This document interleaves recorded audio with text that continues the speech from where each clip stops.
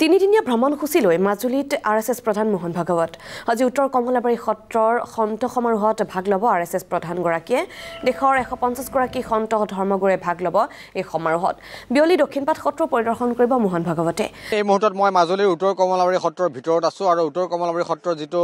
ৰাস মঞ্চ আছিল স্থায়ী ৰাস মঞ্চ সেই ৰাস মঞ্চত এই মুহূৰ্তত সন্ত সন্মিলন আৰম্ভ হৈছে আৰু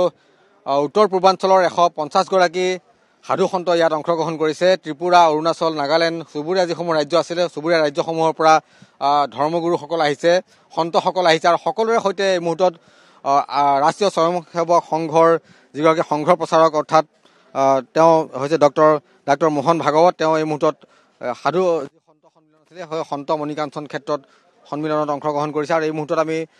পৰিৱেশ মই দেখুৱাইছো মাজুলীৰ উত্তৰ কমলাবাৰী সত্ৰৰ পৰিৱেশ এয়া তিনিদিনীয়া গুৰুত্বপূৰ্ণ কালি সন্ধিয়া আহি উপস্থিত হৈছিলেহি ডাক্তৰ মোহন ভাগৱত আৰু তাৰ পাছতেই নিশাৰ ভাগত তেওঁ সত্ৰত বৈষ্ণৱসকলৰ পৰা তেওঁ আতিথ্য গ্ৰহণ কৰে আৰু এই মুহূৰ্তত পুৱা 9 বজাৰ পৰা যিখন সন্ত সন্মিলন আছিল এই সন্ত সন্মিলন আৰম্ভ হৈছে আৰু বিয়লি প্ৰায় 1:30 বজা পৰ্যন্ত এইখন সন্ত সন্মিলন ইয়াত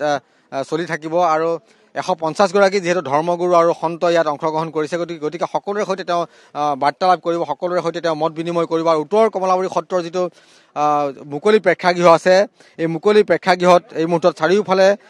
আচলতে ইয়াত যথেষ্ট নিৰাপত্তাৰ মাজত এইখন সন্ত সন্মিলন আৰম্ভ হৈছে আৰু বিভিন্ন কেইবাখনো সত্ৰৰ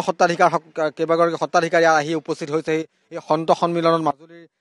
5 গৰাকী সত্ৰাধিকাৰী ইয়াত অংশগ্ৰহণ কৰিছে ইয়াৰ লগতে মই পুনৰ কৈছো যে সুবুৰীয়া যিসমূহ ৰাজ্য আছিলে সুবুৰীয়া ৰাজ্যসমূহৰ পৰা সন্তসকল আহিছে অৰ্থাৎ ধৰ্মগুৰুসকল আহিছে জনজাতীয় কেইবাগৰাকীও ধৰ্মগুৰু এই মাজুলী উত্তৰ কমলাবাৰী সত্ৰলৈ আহিছে গতিকে তিনিদিনীয়া ভ্ৰমণসূচী লৈ যিহেতু RSSৰ প্ৰধানগৰাকী ইয়ালৈ আহিছে গতিকে এই ভ্ৰমণসূচীত তেওঁ কেইবাটাও গুৰুত্বপূৰ্ণ কাৰ্যসূচী আছে কেৱল এইটো কাৰ্যসূচীৰ পিছতে বিয়লি 2 বজাত তেওঁ মাজুলীৰ এই উত্তৰ কমলাবাৰী সত্ৰৰ পৰা দক্ষিণপাট সত্ৰলৈ যাব শ্ৰী দক্ষিণপাট সত্ৰত তেওঁ সত্ৰাধিকাৰ আৰু ভকত বৈষ্ণৱসকলৰ সৈতে তাত তেওঁ বাৰ্তালাপ কৰিব তেওঁ অংশগ্ৰহণ কৰিব সত্ৰৰ ভকত বৈষ্ণৱসকলৰ চৰাত তেওঁ বহিব আৰু সত্ৰত তেওঁ সেৱা ল'ব আৰু এই মুহূৰ্তত মই পৰিৱেশ দেখুৱাইছো উত্তৰ কমলাবাৰী সত্ৰৰ পৰিৱেশ ইতিমধ্যে ভিতৰত সন্ত সন্মিলন আৰম্ভ হৈছে আৰু বিভিন্ন ৰাজ্যৰ পৰা সন্তসকল ইয়ালৈ আহিছে আৰু এই মুহূৰ্তত প্ৰায় 150 গৰাকী সন্ত ইয়াত অংশগ্ৰহণ কৰিছে আৰু এইসকলৰ ভিতৰত মই পুনৰ কৈছো যে কেইবাগৰাকীও জনজাতীয় নেতা ইয়াত তেওঁলোক উপস্থিত আছে জনজাতীয় সম্প্ৰদায়ৰ ইয়াত সন্ত উপস্থিত আছে গতিকে এইখন সন্মিলনে যথেষ্ট তাৎপৰ্য বহন কৰিছে কাৰণ উত্তৰ পূৰ্বাঞ্চলৰ যিসমূহ ৰাজ্য আছিলে সেই ৰাজ্যসমূহৰ যিসকল ধৰ্মগুৰু আছিলে সকলো ধৰ্মগুৰুৱে ইয়াত অংশগ্ৰহণ কৰিছে মই পুনৰ কৈছো যে 150 গৰাকী ইয়াত সাধু সন্ত ইয়াত অংশগ্ৰহণ কৰিছে আৰু কাইলৈ তেওঁৰ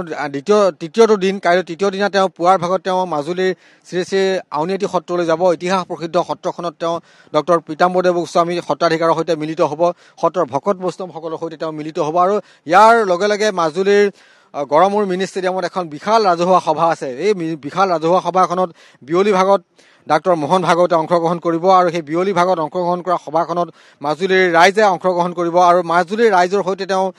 মত বিনিময় কৰিব মাজুলীৰ ৰাইজে অংশগ্ৰহণ কৰা সভাখনক লৈ যথেষ্ট তৎপৰ হৈছে জিলা প্ৰশাসন যথেষ্ট তৎপৰ হৈছে মাজুলীৰ ৰাইজ আৰু এই মুহূৰ্তত মই পৰিৱেশ দেখুৱাইছো উত্তৰ কমলাবাৰী সত্ৰৰ পৰিৱেশ মই দেখুৱাইছো কটকটীয়া নিৰাপত্তা ব্যৱস্থাৰ মাজত কালি সন্ধিয়া যেতিয়া ইয়াত ডাক্তৰ মোহন ভাগৱত আহি যেতিয়া ইয়াত উপস্থিত হৈছিলেহি তেতিয়া ইয়াত এই মুহূৰ্তত আমি দেখিবলৈ পাইছিলোঁ যে বিভিন্ন প্ৰান্তৰ পৰা বিভিন্ন ৰাজ্যৰ পৰা যিসকল ধৰ্মগুৰু আছিলে ধৰ্মগুৰুসকলে তেওঁক আদৰণি জনাবলৈ ইয়াত ৰৈ আছিলে অধীৰ আগ্ৰহেৰে আৰু RSS প্ৰধানগৰাকীৰ মাজুলী আগমনে যথেষ্ট তাৎপৰ্য বহন কৰিছে বিগত সময়ত মাজুলীৰ ধৰ্মান্তৰকৰণৰ ক্ষেত্ৰতে হওক বা মাজুলীৰ যি সাংস্কৃতিক ঐতিহ্য ৰক্ষাৰ ক্ষেত্ৰতে হওক বা এই বিষয়সমূহে আজি ঠাই পাব নেকি বা মাজুলীৰ সত্ৰাধিকাৰসকলে তাক লৈ তেওঁৰ সৈতে আলাপ কৰিব নেকি অৰ্থাৎ আলোচনা কৰিব নেকি তাক লৈ যথেষ্ট চৰ্চা হৈ আছে গতিকে RSS প্ৰধানগৰাকীৰ আগমনে মাজুলীৰ কেইবাটাও দিশক লৈ আচলতে চৰ্চা হৈছে কেইবাটাও দিশক লৈ গুৰুত্বপূৰ্ণ স্থান পোৱাৰ সম্ভাৱনা আছে কেইবাটাও বিষয়ে গতিকে এই মুহূৰ্তত আমি সত্ৰৰ ভিতৰত আমি বাহিৰৰ পৰিৱেশ কেৱল দেখুৱাইছো ইয়াত বাহিৰতো যথেষ্ট সংখ্যক ইয়াত ভকত বৈষ্ণৱ ইয়াত তেওঁৰ বাবে অপেক্ষা কৰি আছে কিন্তু ভিতৰত এই মুহূৰ্তত যিহেতু সন্মিলন আৰম্ভ হৈছে সন্ত সন্মিলন আৰম্ভ হৈছে গতিকে এই সন্ত সন্মিলন বিয়লি প্ৰায় 1:30 বজা পৰ্যন্ত চলিব আৰু এই সন্ত সন্মিলনত যথেষ্ট গুৰুত্বপূৰ্ণ আলোচনা আলোচিত হ'ব হয়